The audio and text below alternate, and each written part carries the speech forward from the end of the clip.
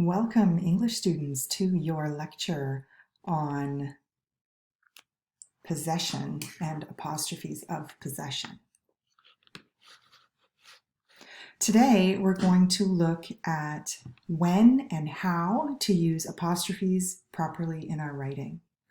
One of the reasons it's a good idea to pay some attention to this is because it's a recurring problem with first-year college students in their writing. Every year, when we have a new batch of students, they come in, they're excited, they're writing, but oftentimes the small little details start to float away into the mists of time as students are grappling with bigger ideas and longer sentences. Apostrophes tend to get forgotten entirely. So today, let's remind ourselves how and when these are used. Of course, first, we typically use apostrophes when we are creating contractions in our writing. So when we're taking two words and we're making one. However, as you already know, in a college paper, contractions aren't appropriate because they're informal language. So unless you've been asked to write an informal paper, you won't see apostrophes used in building contractions. So for the most part today, we're really going to focus on apostrophes that show possession. So to show belonging, to show that one thing belongs to another, is basically when you use an apostrophe of possession. Where it starts to become confusing is when you have multiple objects belonging to multiple people and you start using numbers as well as those apostrophes with the numbers. Most people are aware of the basic rule. You wouldn't have gotten this far in your education if you weren't aware of the basic rule. However, where these get lost is when we start to edit for them, right? You're reading through your paper, you're following a really strong editing process, and oops, all of a sudden you come across one that you're not sure of the rule of. As with most grammar rules, if you're not sure, take a quick second to look it up. Use a little manual grammar book or go and search it up on the internet. So here on the screen, as you see, showing belonging, the cat belongs to the girl's cat. If you're editing your paper and you want to double check to see if that apostrophe with girl is correct, you can turn it into a statement like the cat belongs to the girl's cat. The monkey possesses the banana, the monkey's banana. So when you make a quick little statement like this, you'll know, okay, I need an apostrophe. You'll know that first thing. The second thing you need to know, of course, is where to put that apostrophe. And quite specifically, if you have one object belonging to one person, the boy's hat, the hat of the boy, we could turn it into a little of this statement, so we know we need that apostrophe, but where do we put it? We put it between the Y and the S. So the apostrophe goes in front of the S when you have one boy and the hat belonging to that boy. Now, if you have multiple objects, if you're talking about 3 days, for example, then you're going to put that apostrophe after the S. A journey of 3 days, 3 days journey. Now, I'll talk a little bit more about multiples a little bit later. But first, let's think about the wonderful exceptions. English is full of exceptions. This is one of them. Take a moment to look at this sentence. The song is revered for its jazz-like quality. And consider which one of these we're going to use, apostrophe S or ITS. Have you got it in your brain? Okay. Now, in this instance, we're going to use ITS. The reason for this is because in English, IT apostrophe S always means it is. So again, if you're editing your own paper and you see IT apostrophe S, read the sentence with it is instead of its. So if you're reading through the sentence, you'll say, the song is revered for it is jazz-like quality. And you know right away, that's not right. So you're going to use its.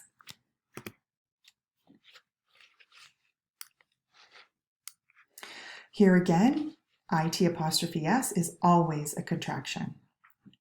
ITS shows possession. Now, when you have a singular form of any word, even if it ends in S, you're going to use apostrophe S. The reason for this is because of how we say it, how we speak it out loud in English.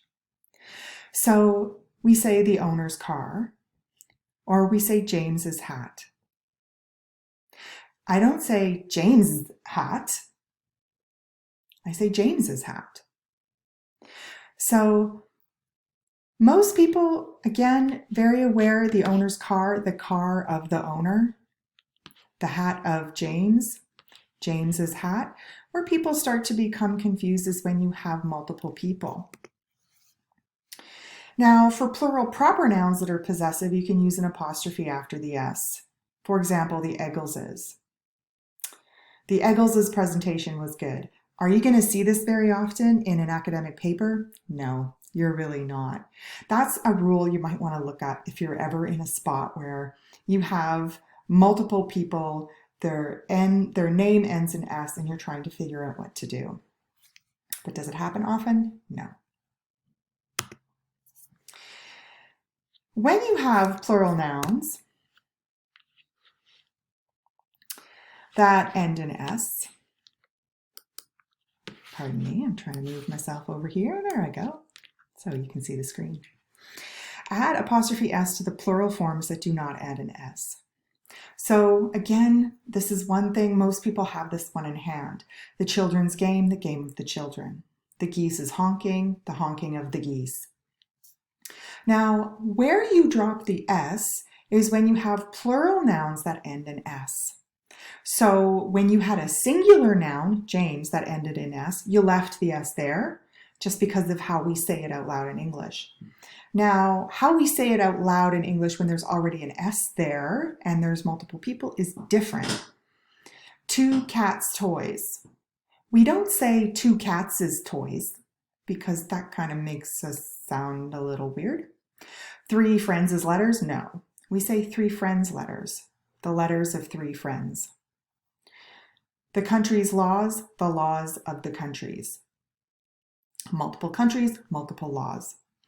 Where the apostrophe often gets left out is in instances where we do have multiple things belonging to multiple people. So it does really help when you're editing your own work if you feel like, something might be missing here. Again, try that of this statement, see if it works, and add that apostrophe where it goes. This, again, doesn't happen very often in college papers. It's something you're probably going to want to look up. But you will add an apostrophe S to the end of compound words as well. So a compound word is any word that's commonly used together, and people have put a hyphen in between the words in order to make it one word. We always treat hyphenated compound words as one word, so we always put the apostrophe at the end.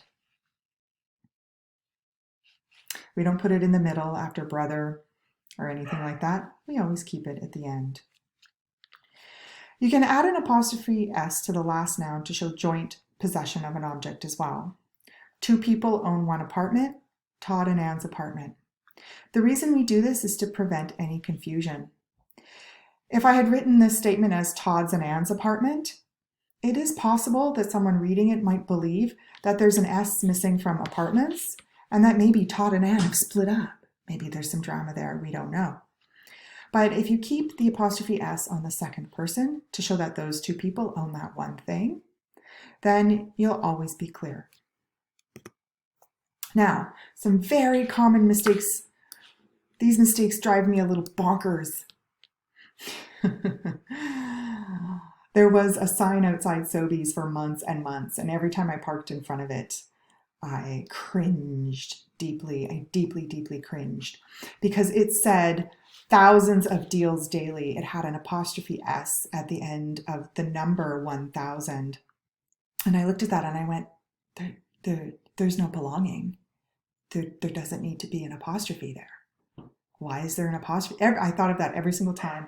And sometimes I would just have to not go to that grocery store because I'm insane. So Thousands of deals daily. There is nothing wrong with numbers being next to letters. They're not high schoolers at a dance that need to keep the Bible between them or room for the Holy Ghost or whatever they used to say. You can put an S at the end of thousands and have it written as a number, and just putting an S there if you really want to. Now, would it look better to spell out the word, THOUSANDS? Yes, but for the purposes of a promotional sign, they're going to use the number. And all you do is lowercase that S to make it look a little different, because I imagine they kept it all capped and then it caused confusion. People didn't know what to do. How do we set off this S? Well, you can just make it a lowercase s, as you see here on the screen. Now, the other common mistake is when people use the phrase in the 1980s, in the 1970s, if they're referring to a particular decade. Here again, people, for whatever reason, aren't comfortable with the S being next to the 0 for some wacky reason, but there's nothing wrong with it. In the 1980s, there is absolutely nothing that is possessive about that statement. Where it's not of the, there's no need at all to use an apostrophe here. So if you are ever writing a history paper or you're ever referring to something in a past decade, in the 1980s, you can just put that S there right at the end and everything is absolutely fine. So it is correct to say in the 1980s without a possessive apostrophe. Now, where you do need it is here in the example at the bottom. 1980s music, music of the 1980s. You can make an of this statement out of 1980s music. Music of the 80s is the greatest of all time. My kids were listening to we're watching some movie, and they were using and abusing the Footloose soundtrack, and I got distracted by it, right? I'm like, oh, they're watching Footloose, and I ran downstairs, and it wasn't Footloose. It was some other movie, and Top Notch, Top something. Anyway, tell me about it after you listen to this, if you know the movie. But 1980s music, when you're saying that the music belongs to a decade, that's absolutely when you need that apostrophe S. You can often find problems with apostrophes in much signage. People don't look these up. And unfortunately, sign companies often just do what the customer wants them to do. There's also lots and lots of information on the internet that will help you with the apostrophes. So if you're ever looking for things to print out, you can give me a shout and I can tell you what to print out and stick up on the wall by your computer. Thanks for joining me today. Don't forget to do the quiz, try the practice quiz, dive in and do the quiz, and please let me know if you have any questions.